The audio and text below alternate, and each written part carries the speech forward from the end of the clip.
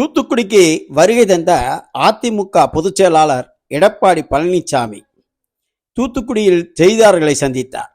அப்பொழுது ஒரு நிருபர் கேட்ட கேள்விக்கு எடப்பாடி பழனிசாமி அளித்த பதில், ஓபிஎஸ் உடன் இணைவீர்களா என கேள்வி எழுப்பப்பட்டது.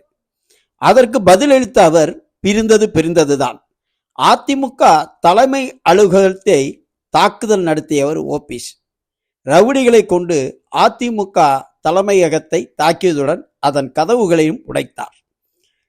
எதிரிடம் அதிமுகவை அடமானம் வைக்க மாட்டோம் என்று பேசியவர் ஓபிஎஸ்ஐ மீண்டும் அதிமுகவில் சேர்க்கும் எண்ணம் இல்லை, பிரிந்ததுதான் என்று இபிஎஸ் பத்திரிகையாளர்கள் சந்திப்பின் போது திட்டவட்டமாக தெரிவித்தார். இதனால் ஓபிஎஸ் இபிஎஸ் பிரிந்ததுதான், மீண்டும் அதிமுகவில் இணைய வாய்ப்பில்லை.